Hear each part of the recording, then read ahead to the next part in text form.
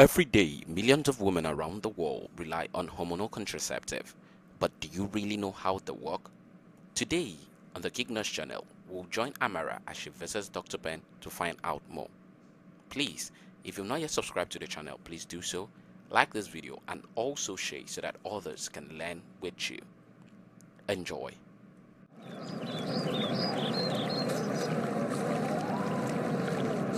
Doctor, I've heard about the pill, injections, even implants. But what exactly are hormonal contraceptives? Good question, Amara. Hormonal contraceptives are medicines that use hormones, just like the ones your body makes naturally, to prevent pregnancy. The main hormones used are estrogen and progesterone, or sometimes just progesterone. They come in different forms: pills, skin patches, injections, implants, and intrauterine systems. They all work in a similar way, but some methods last longer than others. So, how exactly do they stop pregnancy? I am very curious, especially as you have mentioned that they come in different forms. They mainly work in three ways. 1. Stopping ovulation. That means stopping your ovaries from releasing an egg each month. They work by either suppressing or inhibiting the release of luteinizing hormone LH and follicle-stimulating hormone FSH, which are crucial for egg maturation and release. Without these hormones, the ovaries don't release an egg. The second way they work is by thickening cervical mucus. This makes it harder for sperm to swim through the cervix to reach an egg. Wow, I did not know this. Yes, it is wow. The hormonal contraceptive is able to thicken the mucus of the cervix through the action of progestin, a synthetic form of progesterone. This thickened mucus acts as a barrier, making it more difficult for sperm to travel through the cervix and reach the egg, thus preventing fertilization. So what is the third way? The third way the hormonal contraceptive works is by changing the lining of the womb, making it less likely for a fertilized egg to attach. They achieve this by either thinning the lining or disrupting its normal buildup, making it difficult for a fertilized egg to implant. This is very interesting. Yes, it is interesting. So if there is no egg, pregnancy can't happen. And even if sperm do get through, the womb is less welcoming. It has been enlightening to know about how the various forms of hormonal contraceptive work, but what about side effects?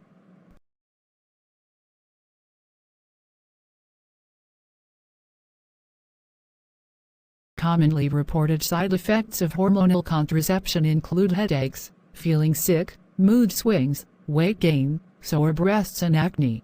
There is not enough evidence to show if these side effects are caused by hormonal contraception. If you get side effects, they usually get better within around 3 months. If side effects are a problem for you, contact the general practitioner or the sexual health clinic where you got your contraception. A different type of contraception may suit you better. Please also note that hormonal contraception can cause changes to your periods. Aside from the side effects, there are risks of hormonal contraception. Hormonal contraception can raise the risk of blood clots and breast cancer. The risk is very low, but it means some hormonal contraception is not suitable for everybody. Contact a doctor, nurse, sexual health clinic, or a pharmacist to find out more about the risks of hormonal contraception. You mentioned that there are various forms of hormonal contraceptives. What are the differences between them? There is combined pills, which is a type of oral contraceptive that contains both estrogen and progesterone, or a synthetic form called progestin. It is designed to be taken daily to prevent pregnancy.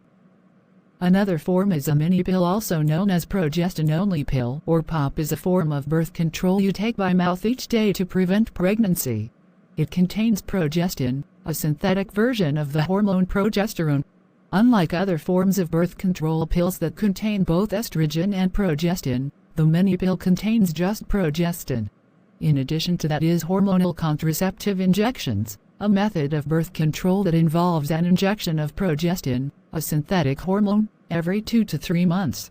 This injection is administered by a healthcare professional, usually into the muscle of the arm or buttock.